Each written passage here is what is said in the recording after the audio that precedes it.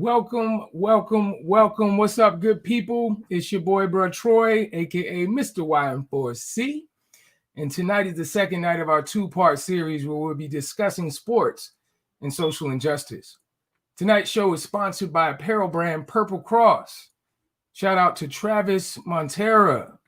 Tonight we have the pleasure of sitting down with a couple of former athletes, coaches, community leaders, and change agents to discuss the role, the challenges, and the commitment athletes have towards the fight for social change, equity, and equality for all people.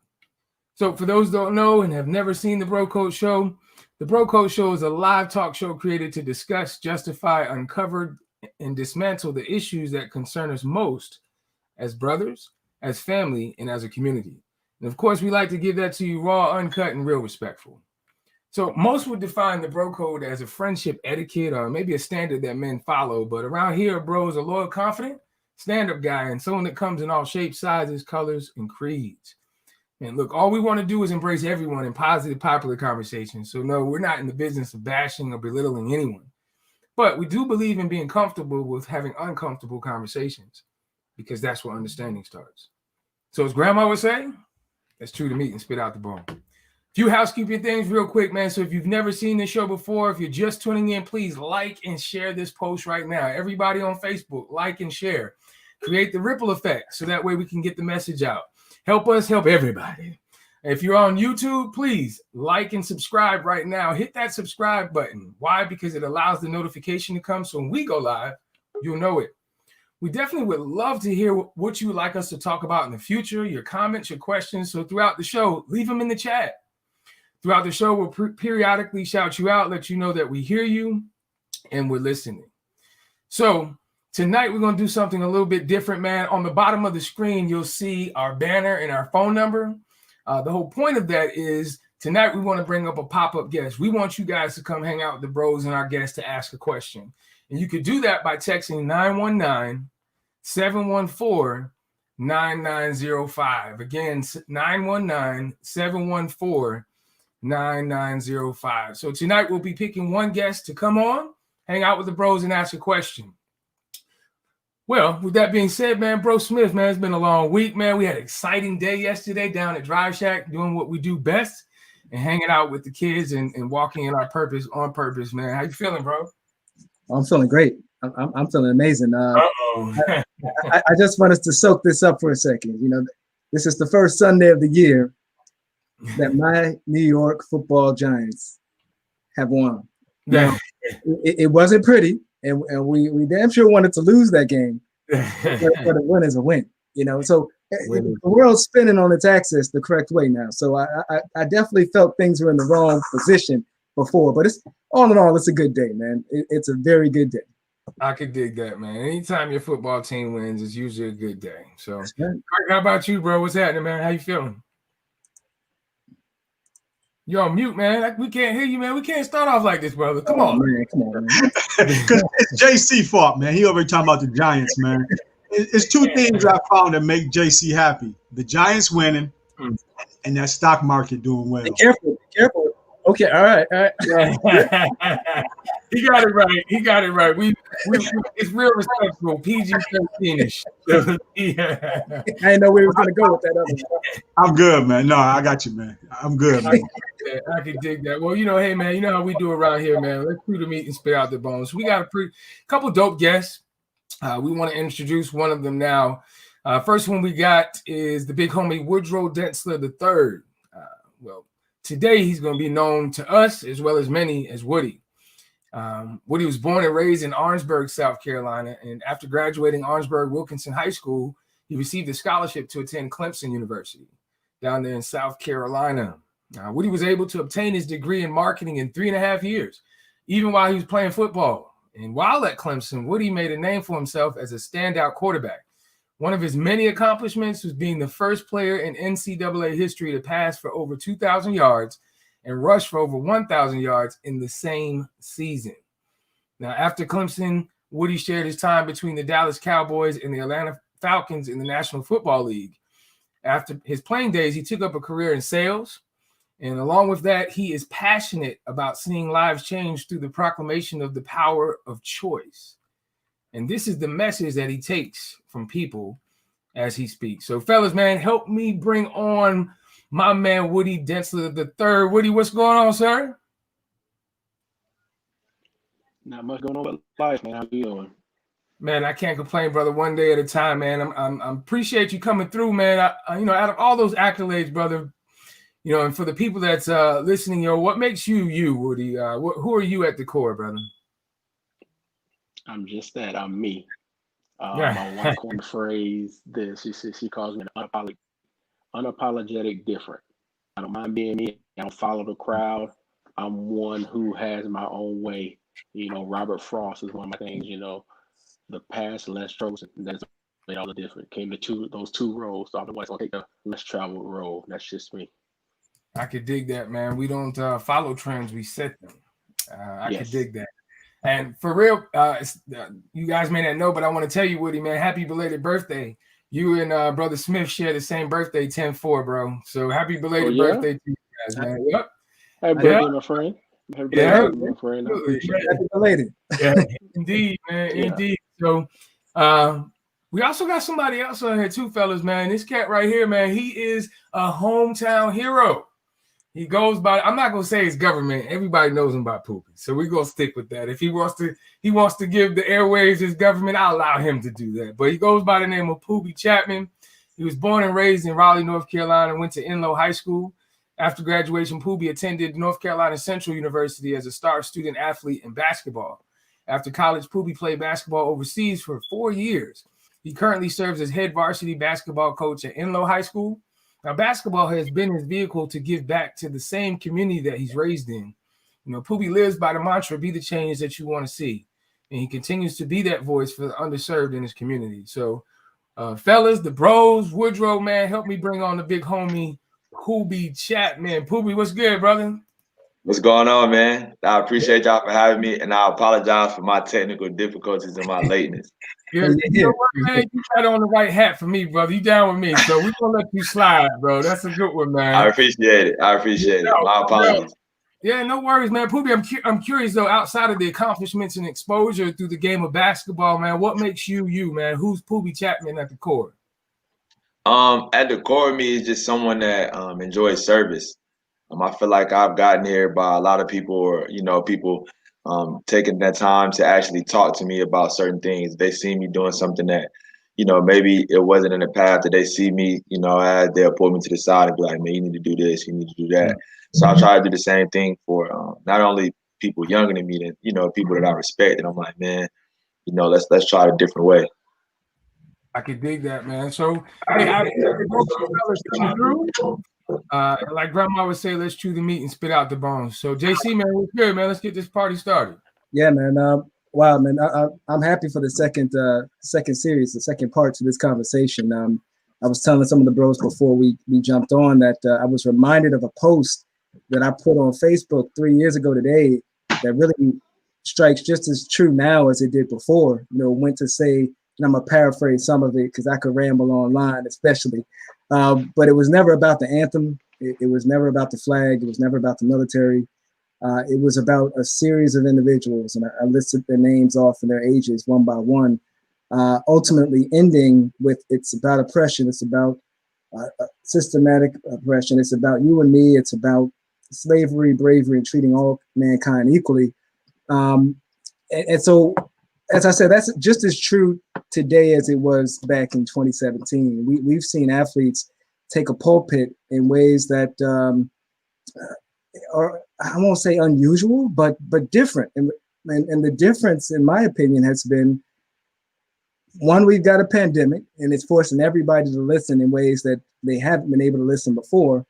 But more importantly, I want to say more importantly, but we haven't had sports for a while. When this pandemic first popped off, it shut everything down. NBA got shut down. Baseball season got shut down. Football didn't know what they were going to do. The Olympics got shut down. And the absence of sports combined with the powder keg that was the COVID-19 and all the impacts that came from it, and racial injustice and the police shootings, it forced everybody to not just hear what athletes are saying, but truly listen and pay attention. We've gone from Roger Goodell and others complaining about NFL players kneeling to NFL decals that sport the names of individuals that have lost their lives at the hand of the police. We see it's about racism. It takes all of us on the end zone. The NBA, you see Black Lives Matter all over the court with special name tags on the back of individuals' jerseys. Those are things that I would have lost however many bets I had to bet if they said that this was going to be how the NBA looked like, or the NFL, especially back in 2017. But yet that's the world that we live in. And so kind of to get the conversation going, I want to really turn it a question that, now I don't necessarily always call a grown man Poobie, but I'm going to go with it on this one. So Poobie, I know you played overseas. And as the international game is going more and more in attention, especially when you got NBA players or high school players that are deciding to go straight to play internationally rather than come and play in college or other forms. I'm curious, whether or not you have seen any shift yourself as far as the protests hitting internationally in a manner similar to what it's hit domestically. And B, what was your perspective like as a Black athlete playing overseas? Because you were in China, right? Yeah, I played in a number of places, but China was the last place. But they know everything that's going on. It's no secret abroad what's going on here in the States. You know what I mean? Like, I think we think it's so far, or we think it's so much of a disconnect, but they're always aware of what's going on over here. I'll say I was in China when Cap first took a knee. You know what I mean? So as a Black man, as a guy that, I got long hair, I'm light skinned, I kind of resemble him a little bit. And when that first national anthem played, when I was over there, everybody in the gym, it might have been a little self-conscious as well. Maybe not everybody, but I know a lot of eyes looked at me when it was time to kneel. You know what I mean? So you got a thing going on. What's going on over here? They know what it is. They don't know why. They might not know exactly what it was. But I was in China when that national anthem played. Everybody in the gym, including my teammates, looked at me and seen like, okay, what is this? What is this now? What does this look like? What do you do? How does it work? You know what I mean? But I think it's just an example. Like, just like you guys have said, it's been on a major stage with the NBA and the NFL, but these waves have been going for a while. These waves of racial injustice and people speaking out. Cap isn't the first one to speak out about it. So it's people that knows, exactly how to use sports and how to use certain things to figure out how we can send a message. Mm-hmm.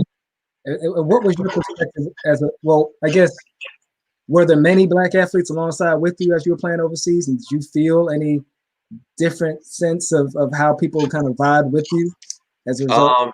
So I'll say the good thing about it is there aren't a lot at all, but the ones that you do see, it's an instant connection with. You know what I mean? It's like, I feel that's how it should be here in the States. I feel like that's how it should be everywhere. But I had one other American, and I happen to play against maybe another Black player every couple games. You know what I mean? So when you do see a Black guy, it doesn't matter if he's from Arkansas, New York. It's like, yo, I know somewhere along the lines you understand what I'm saying without me even saying anything.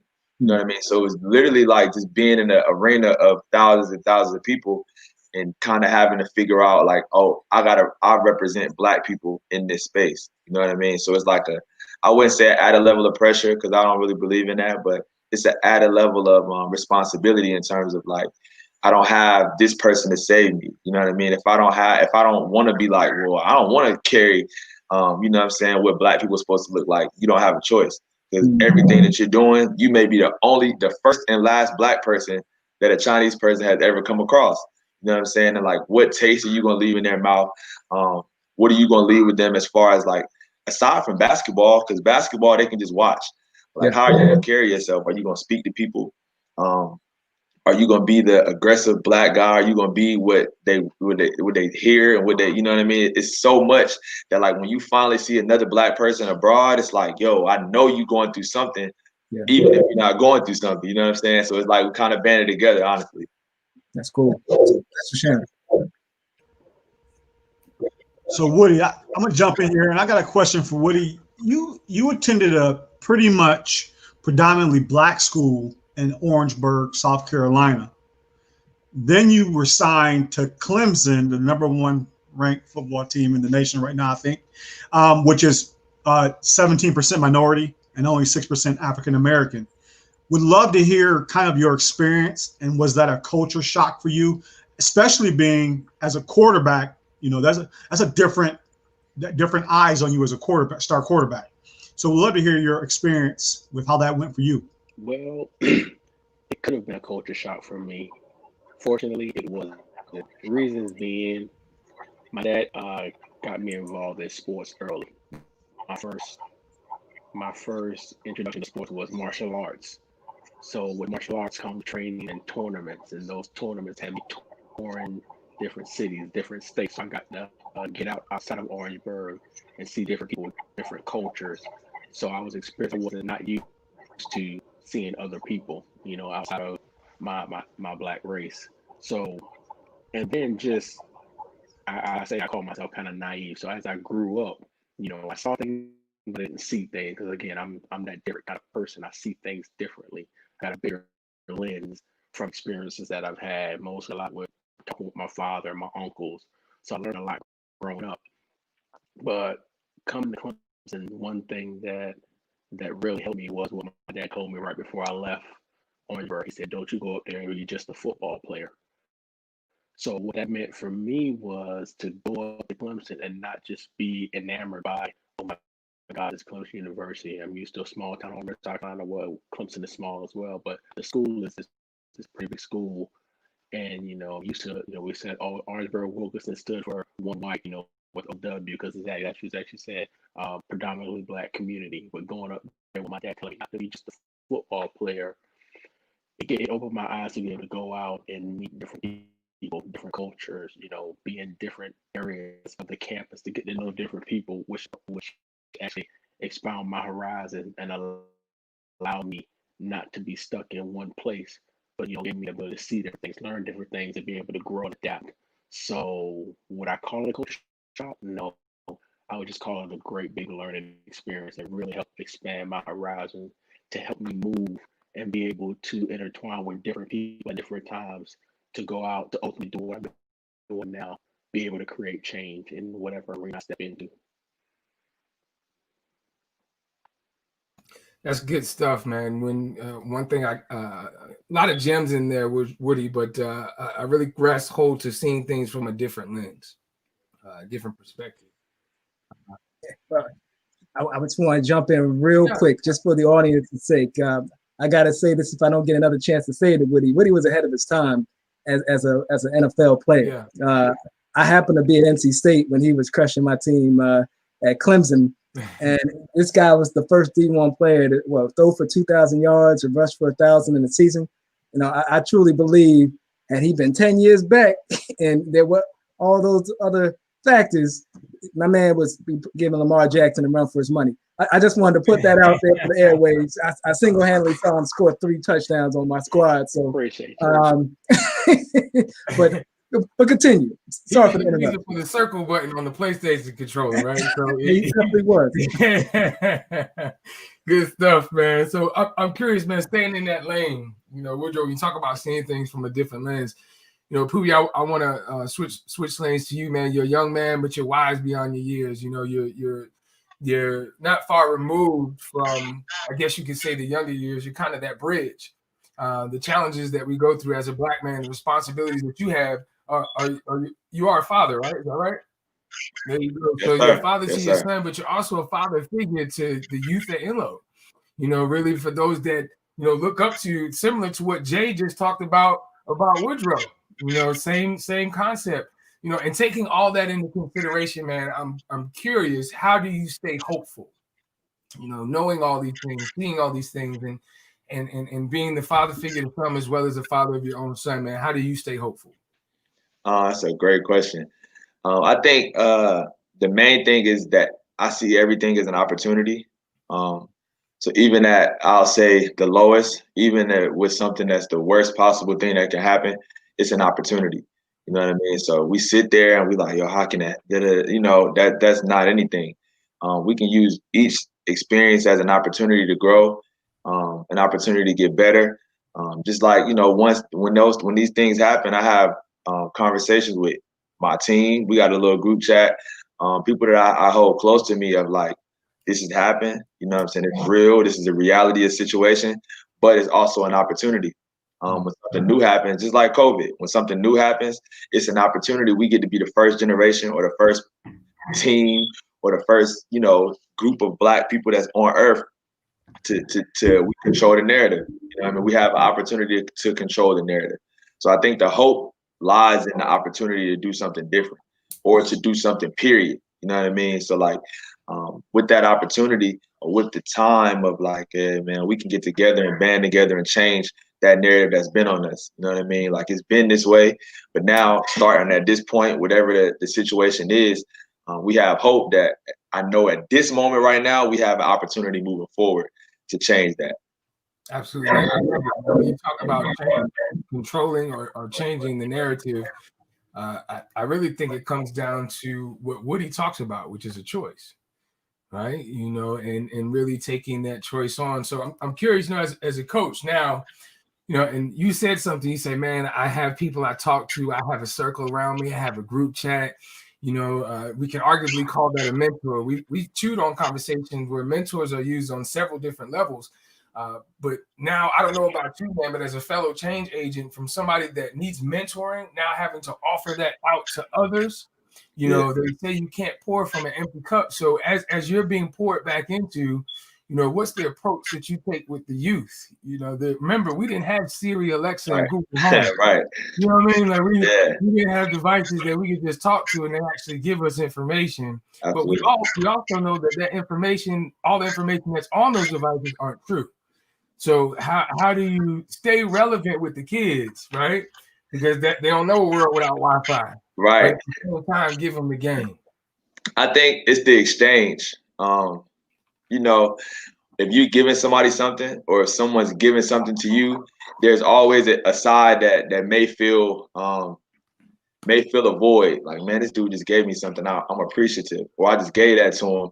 As much as it's fulfilling to give, it's even more fulfilling to exchange. You know what I mean? So if as I'm telling them, like, boy, you don't know nothing about having to read a book and I actually don't know about going to class, going to school 5 days a week online. You know what I mean? So like we're exchanging that same information. Like I know some stuff, but I don't know everything. I don't know anything, honestly. So like getting them to understand that is like, man, we're always going to exchange everything. You know what I mean? When I tell you something, I definitely want you to know that, you know, so I'm coming from a place that I could be wrong. You know what I'm saying? And like, I am that bridge of like, I understood going outside all day. Yeah. Right when I hit that 13 mark, PlayStation and all of that stuff came out as well. You know what I mean? So I was able to understand all you know what I'm saying, both sides of that and kind of see like I can give, you know, the generation that's younger than me what, you know, you guys and the mentors and the older you know, figures that I have in my life gave to me, but I can give it to them through a little filter of like, you know, hey boy, you don't know. I can give it to him like, hey man, listen man, you know what I mean? It was a little different, you know, because even for me, I'm the coach at my old high school, you know, so like the locker rooms, the everything looks different, and I don't want to be, boy, y'all got it good now. Look at this, y'all, you know. So it's like having to feed it to them with an exchange of like, in their minds, they don't have anything, you know what I mean? Or not anything, I take that back. That everything is not good to them as well because they don't know how far we've come, you know what I mean? So like, I understand the pain of the older generation, but I have to give that pain to the younger generation of like, I understand that y'all are going through something as well. You know what I'm saying? So just trying to exchange with them and exchange, just even with everybody, I think that exchange is more important than just giving them the game or just receiving the game, you know what I mean? Poobie, the old heads used to say you got to give them the medicine and the candy. Yeah, I'm trying to tell you, the antidote always in the poison. Sure.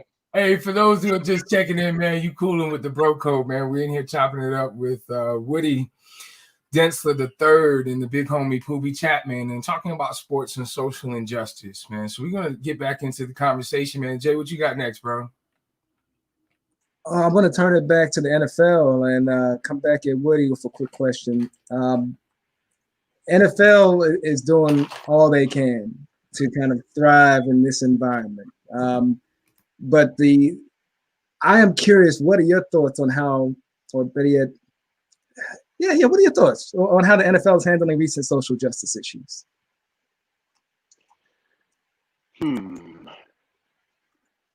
Well, I have been really the one to kind of mince my words and try to be correct and not get in trouble or make nobody feel bad. But sometimes when I do speak, I kind of do that. But I think they're doing as much as they can, honestly. Well, they can always do more because, as I say, I'm a different kind of guy and I look at things differently.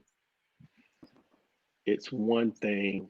It's one thing to let me see. It's one thing to make a statement. It's one thing to make a declaration.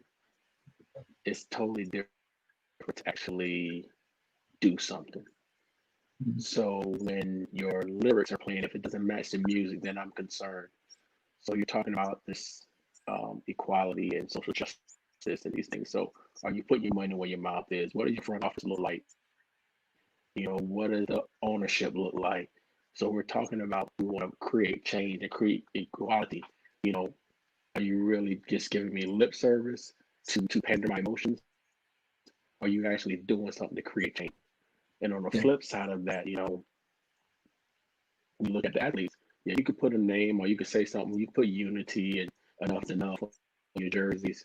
But are you out in the communities? Are you really doing something to spark change? So that's what it is. For me, it's just each individual recognizing what their individual contribution is. What you realize what your individual contribution is, then you start doing something. Don't wait for somebody else to do something for you. Don't put it in someone else's hands.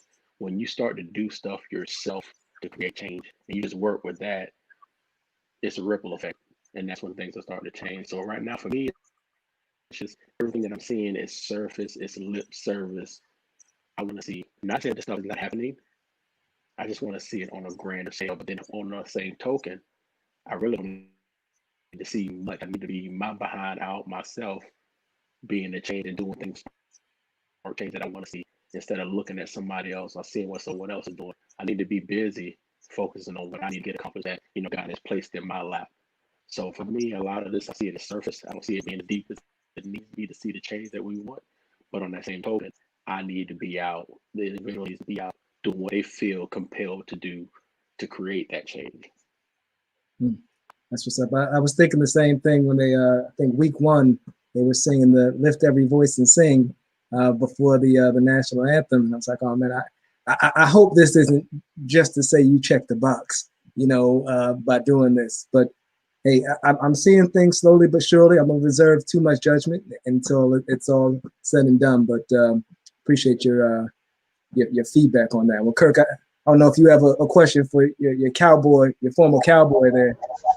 I sure do, and this is I'm smiling over here with my love of the Cowboys. So Woody, you played for the Cowboys in 2000. I think your rookie year was 2002, and that would have meant you was there with Hall of Famer Emmitt Smith. Would love to hear maybe some gems that you may have learned, because he seems like a guy that doesn't hold back on his words either. Look, it's just what I just mentioned. One of those things of putting in the work, actually doing something. I can remember my first rookie mini camp. Well, actually, the second was the first mini camp where the veterans that have to be there, but we're sitting out there, we're getting ready to work out, and here comes Emmett trotting onto the field.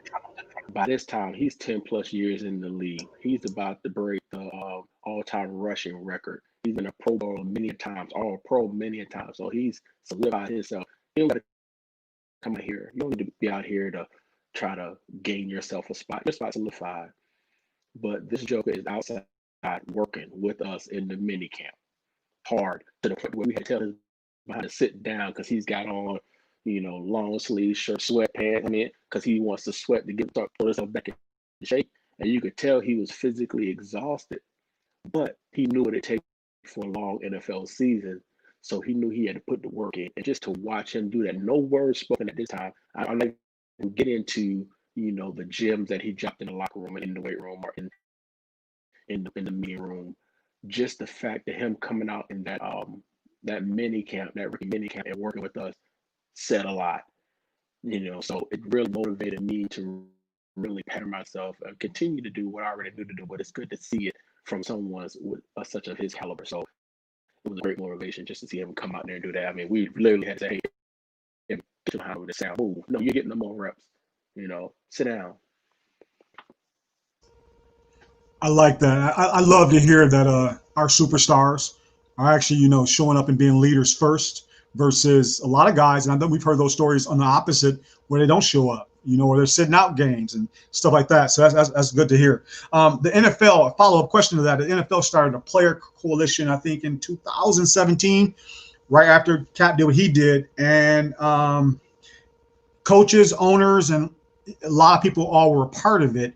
I kind of want to hear, are you familiar with it and what are your thoughts on that? Because you've already talked a little bit about lip service versus something that will be sustainable change. And I would agree. And you mentioned something too that I want to point out. You said follow the money, because the money is where the change comes. So I don't want to just see something on the back of your jersey. I want to see some sustainable change. Like you said, show me your front office. So the coalition, though, are you familiar with that and how you feel about that? Yeah, I think coalition is a great step because it keeps the conversation going. So it's not just like a check mark on the office list. This is actual a group. This is an entity. This is an organization whose sole commitment is to make sure these things are taking place. They're there to take the temperature of what's going on and hopefully implement what they're hearing and what they're seeing that needs to be done. So it's a great step in the direction for change.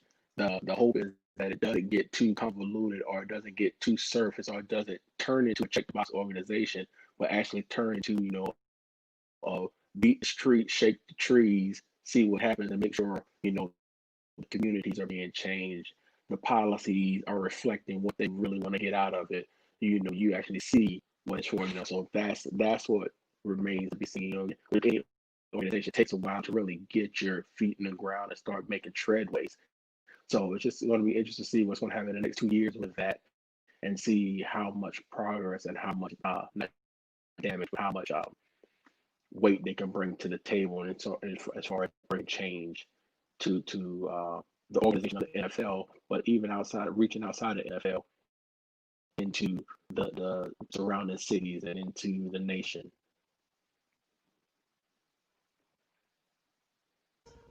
Awesome. Thank you for that. Obviously, social injustice did not start with Colin Kaepernick. And so you were in Texas and in Georgia.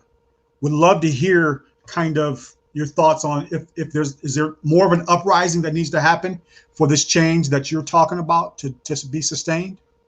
Or are we on a good path right now? I wouldn't say we need more of an uprising. I think we need better understanding of the information of what's happening. The way to create change and the way to see significant change is to, one, get a full understanding of the picture. There's too much information being going out, but there's not a lot of people actually interpreting and getting the information clearly. For example, one of my pet peeves is that, not to say that it's not a good thing to tell people to go out and vote, but all you're hearing is go out and vote, go vote, go vote. No one is saying know the issues, understand what these people are running for, what's their stand. No one is telling you, what did you want from a politician? What did you want from your government officials? No one's telling people to think about that. They're just saying go vote. So basically, I'm just going into the voting booth. I'm going to see a bunch of names. I'm just checking off the box for what? Because I saw Biden and I saw Trump. So most people think these are the only people I got, and not many people know that. Where you really need to be voting is your local elections. Who is your Senate? Who is your House of Representatives? Who's in your district? Who's these people, in your actual town and city limits? That's where you really need to be focusing your attention. So the change that you want to see, we have to be more informed about the information. We have to have a knowledge. We have to seek after information to be able to understand it, so we can actually go out and make conscious decisions, and then bring it back to this thing called communication. We don't know how to communicate anymore. We can't disagree with one another without hating one another. I can disagree with your point of view. That don't mean I hate you. I just disagree with what you said. We can go talk and have a drink later on, but I mean, for right now, we're having a conversation. We don't know how to have a conversation anymore. So to really create the change that we want and to implement these different things, we really need to have a better understanding of the information. And as we talk about getting wisdom is the ability to do the right thing with the information that you've received. So that's what I think really needs to happen. We need a better understanding of the information that's being disseminated to be able to tell whether it's decent information, if it's a smokescreen information, or is it true information. So as a CIA and like that, you say also, trust but verify. We don't have much verification going on right now. We're just taking information as information is given and making decisions based off that, and it can actually be the wrong stuff. I love it, man. Trust but verify, informed and intentional. Self-accountability adds to the ripple effect. All good stuff. For those that are checking in, we're talking with Woodrow Dantzler III, as well as Poobie Chapman.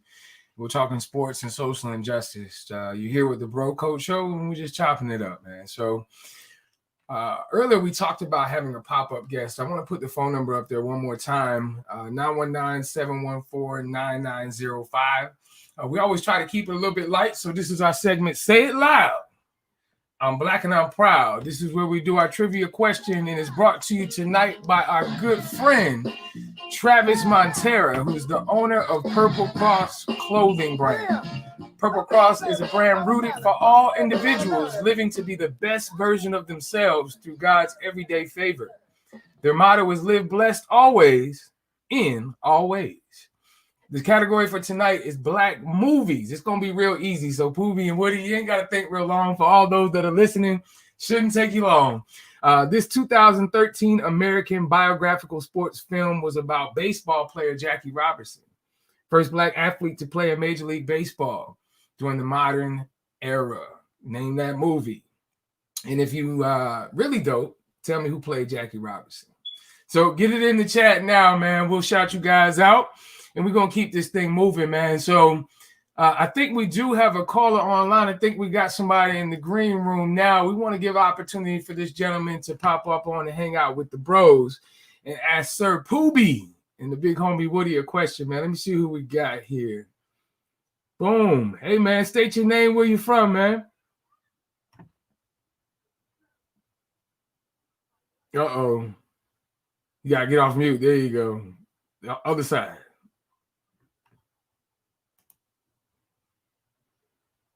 We're going to have to go to the next caller. You got it together? Yeah, it's good. It's good. There it is, man. State your name, where you from, brother. My name is Daniel Watson, and I'm from Fayetteville. I don't claim New York, but I'm originally from New York, but been in Fayetteville most of my life. North Carolinian by heart. Was good to have you, D, man. Thanks for hanging out with the Bro Code. What's your question for Poobie and Woody? Thank you, man. It was really interesting conversation. Question that I have for you guys. First question being, what are some of your thoughts of the voice, the current voice of athletes in the NCAA, or the lack thereof, that you've seen within the NCAA in regards to social justice? You want to start that one off, Poobie? Okay, sure. I'll say I don't think there's a lack thereof. I think it's just a lack of awareness. You know what I mean? I think as the awareness is picking up, as certain things are being more understood, I think the voice is becoming louder. You know what I mean? I think as a 18 to 21-year-old, I think your focus isn't so much on social justice or on change. You know what I mean? I'll say for me, I was really conscious, but all I was thinking about was trying to get to the calf to make sure I got something to eat. You know what I mean? That's not to say that I didn't care about those issues, but I'll say I didn't think that my voice matter. You know what I mean? Or my voice, I didn't have the power or the authority to change certain things. You know what I mean? I think as these things are coming to the forefront, I think you're seeing more and more of the younger generation step up and actually say something. Of course, you are part of the NCAA, which, you know, that's a power in itself. You know what I mean? So I'll say, you know, they always want to walk on eggshells to make sure that they can play basketball or football or whatever sport it is.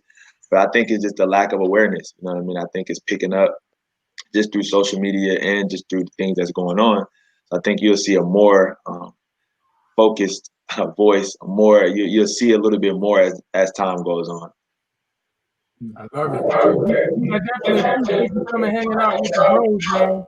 We look forward to catching up with you next time. You take care. All right, you too. Thanks. Have a good one. All right. Poobie, I'm curious, man. You know, one of the things that myself and the bros, we talk about all the time is this word called legacy. And obviously everybody's definition is different.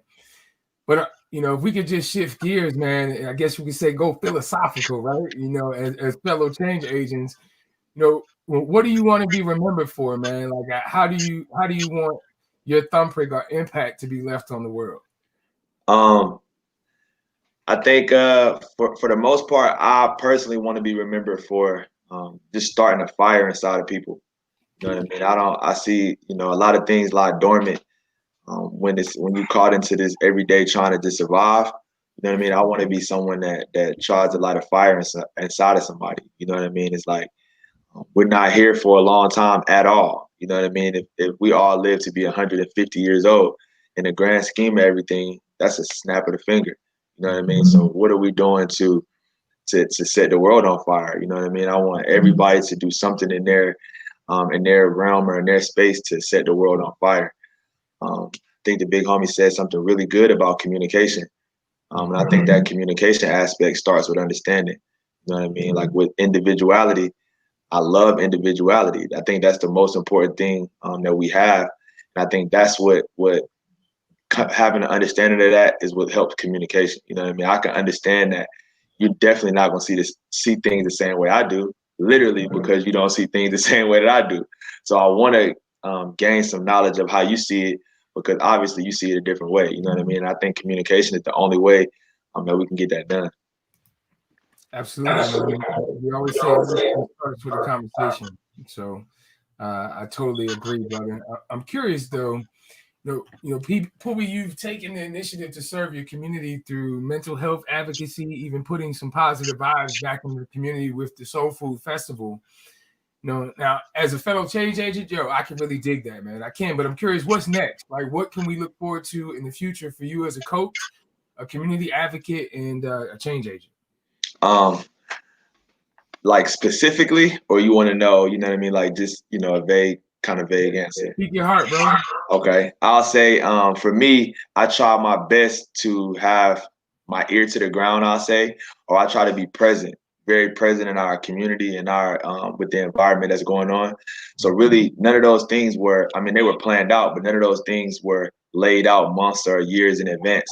It was just I was present in the space that we were in, and I felt like it was a void in our community and those things. You know what I mean? So when I started doing my mental health events, or that initiative is called 2 Cent Tuesdays, and it's a conversation. You know what I mean? I feel like it's a stigma on mental health in our community. I felt that way just because I know I was going through some things, and I was having some conversations with other people.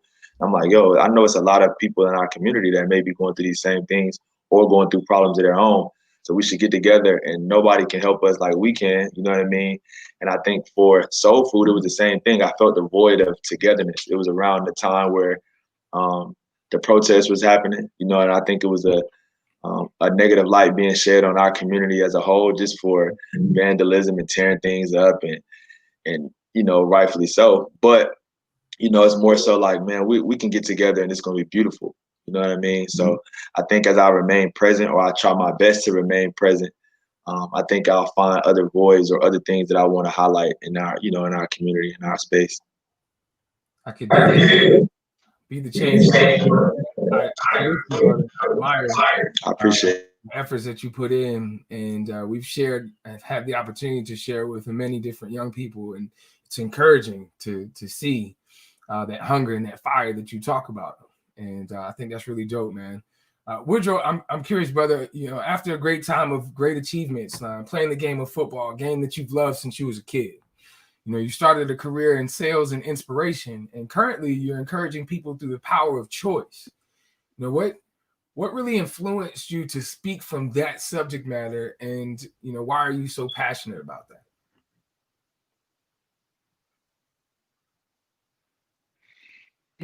Let's see, because here's one thing.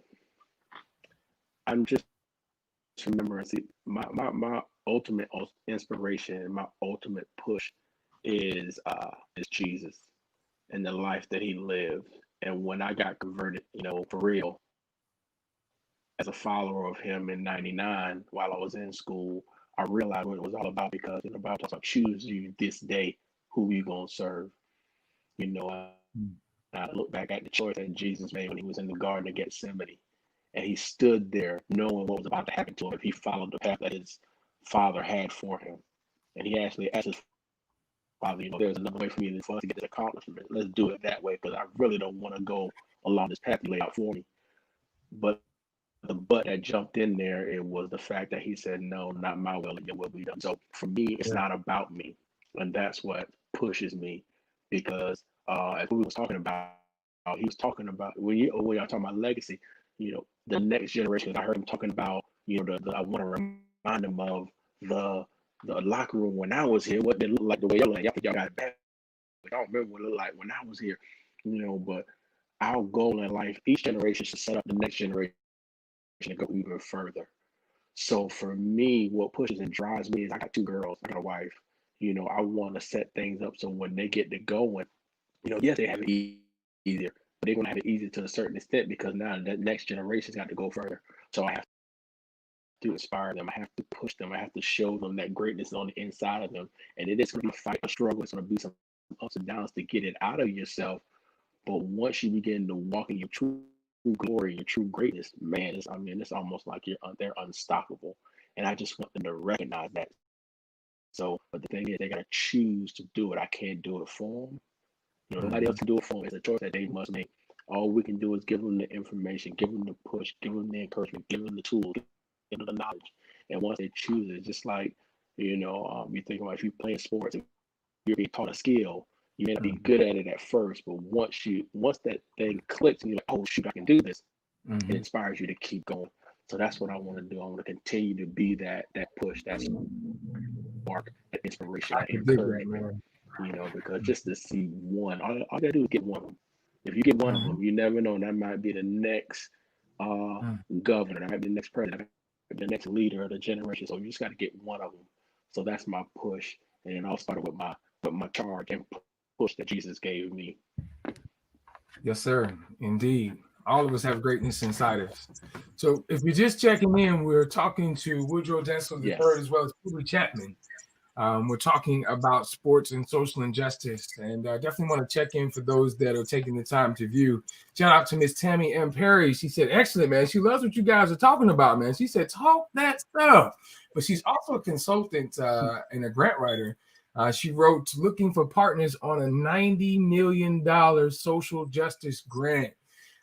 We definitely will be talking to Miss Perry. We've had an opportunity to connect with her through our nonprofit organization, serving the community, and really using conversations such as these to impact change and create that ripple effect that you talk about, Woodrow. And we know that, we can mobilize, we can have a plan, but it takes money to push that forward. So definitely shout out to Miss Perry, man. We appreciate you. JC, I think you're up next, bro. Yeah, I have what will be a little less of a philosophical question for Mr. Chapman. I'm really curious, what made you select North Carolina Central as your school of choice, and what was it like playing with living legend out there, Lavelle Moulton? Honestly, it wasn't a choice.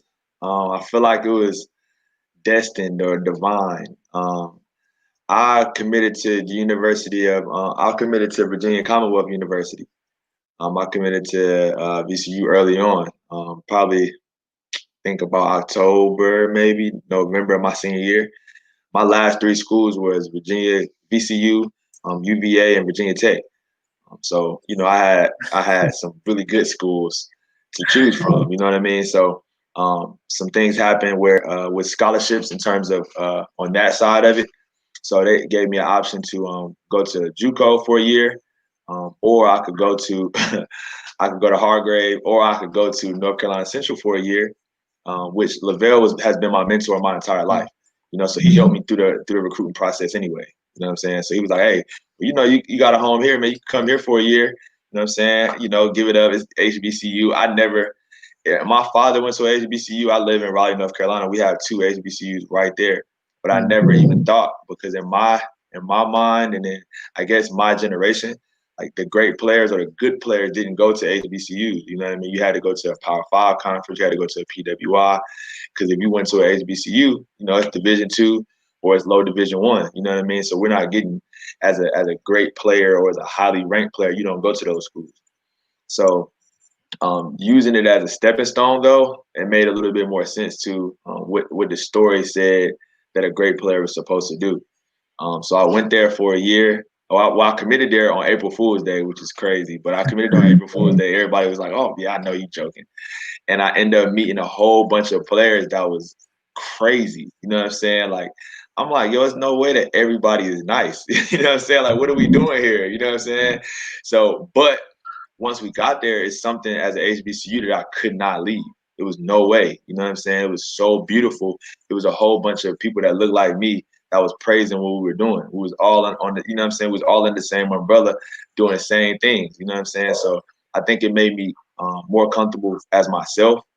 First of all, like I became a lot more comfortable in who I was and like the ideals that I believed in and what I felt like I should do and I should believe in as a man and as a young man, honestly. You know what I mean? But Bill was, man, I thought he hated me.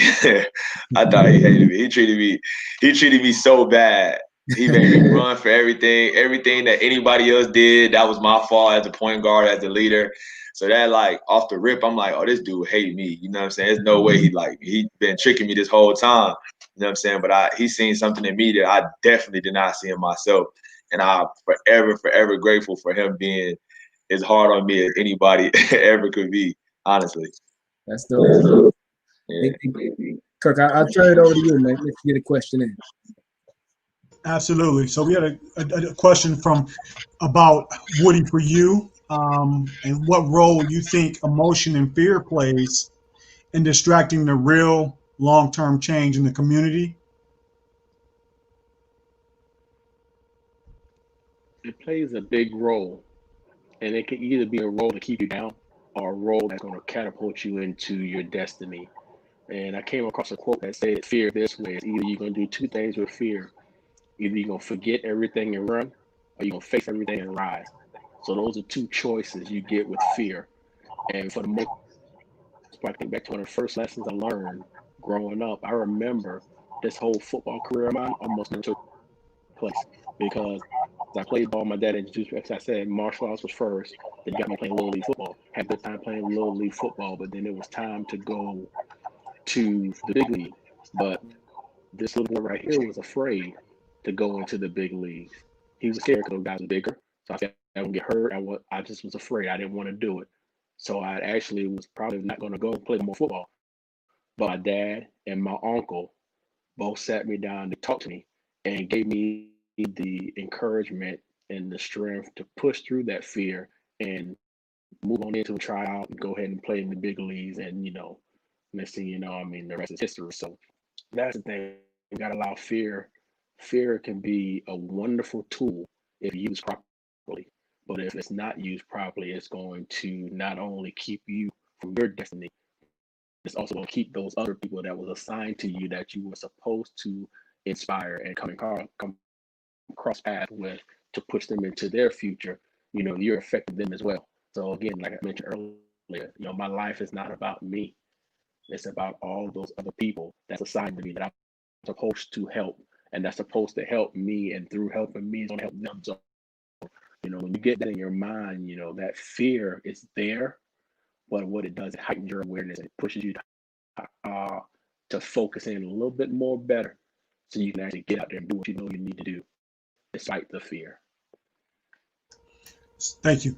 So, Poobie, I got a question for you. And people don't know this about Raleigh, but I watch your circle, and there's something special with your whole circle. First of all, they all respect you, but the level of NBA players and NFL players from this small community that you're around is something crazy, man. I really would love to hear if you could title it like a movie for you and everybody you connected with. What would you call it?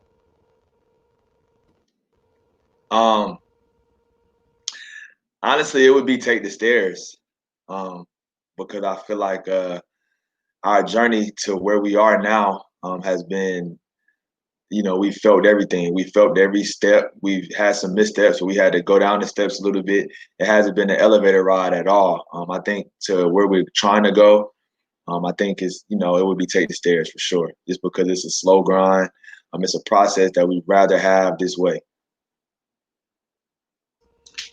I can dig that, man. I can dig that. If you guys are just checking in, man, we're having an opportunity to talk about sports and social justice with Woodrow Dantzler III and Poobie Chapman. We've heard some great things tonight. And if I could just kind of lasso the conversation, we've talked about fear either being a help or a handicap.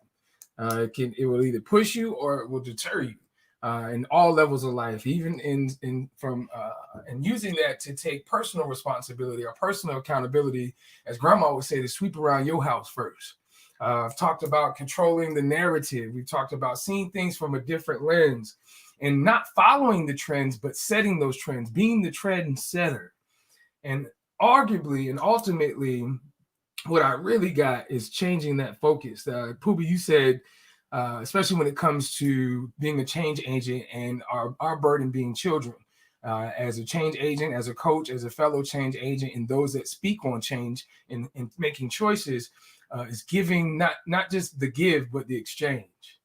Really taking the opportunity to exchange information and how that works on all levels, whether it be the lowest of levels or adults or things or those that think they know it all, and how all of those things play a huge part in building a better community and building a better world, and being uncomfortable or comfortable with being uncomfortable. Even if we don't agree, we said a word called understanding. So really good stuff, man. And last but not least, I want to give our guests, man, just 30 seconds. What would you like to leave with the people, man? What final words would you have? I'll start with you, Woodrow.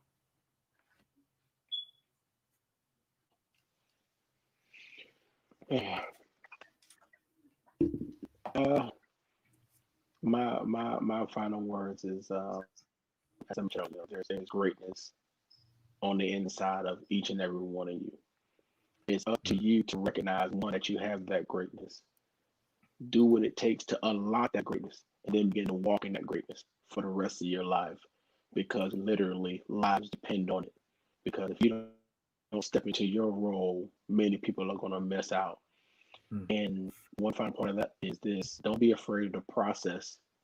Everyone wants the instant gratification. Life is not a microwave. Life is a slow cooker. Yes, you may have some instant wins, some instant success, but the true success comes from when you maximize your gifts in every area that you put your feet into. So to be able to do that, it takes time. It takes time to develop the skills. It takes time to develop the patience. It takes time to develop all that you need to connect with those individuals that you're supposed to connect with. So don't be afraid of the process. Don't get down on yourself when you make a mistake or you miss out. They say a righteous man falls 7 times, but what makes that man right is the fact that he's smart enough and knows he can get back up and get right back in line.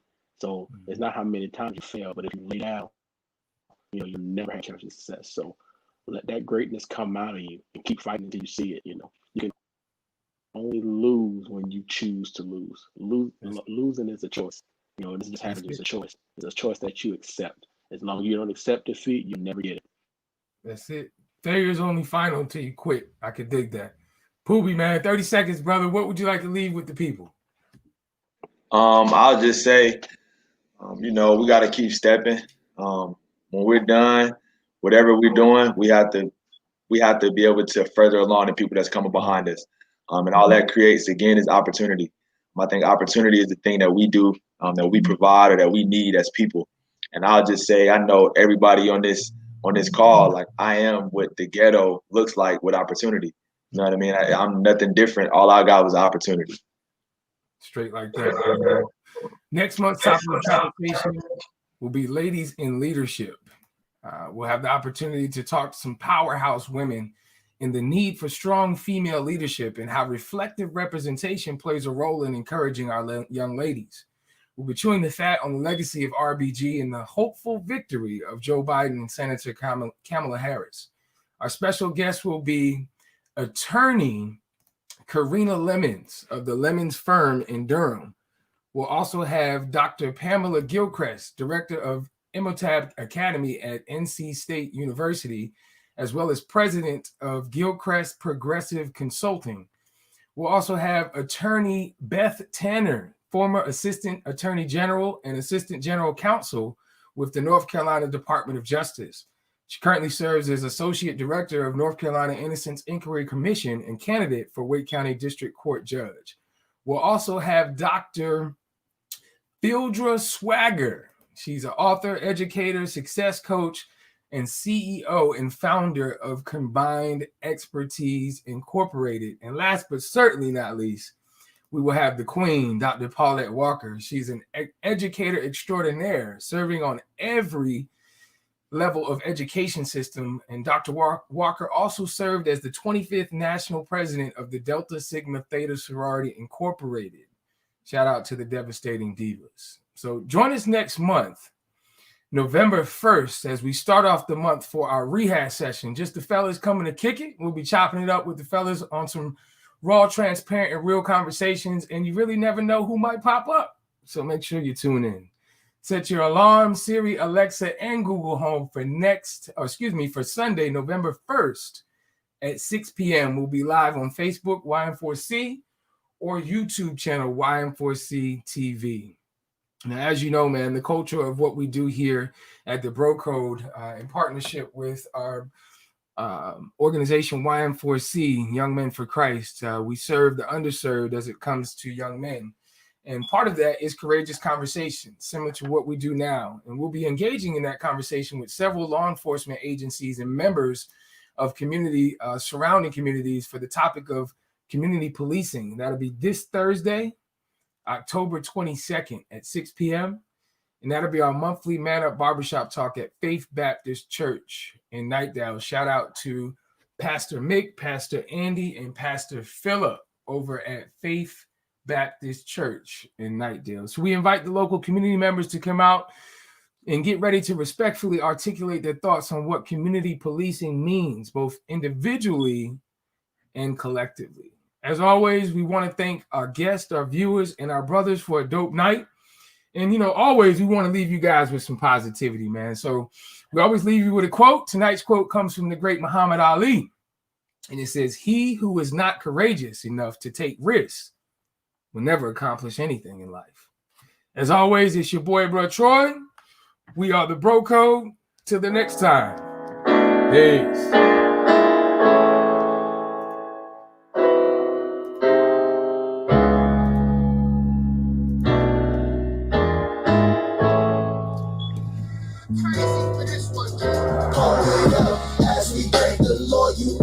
Going down, fill the cups like the girl and trust the love is all around. Ain't afraid to turn up on Sunday.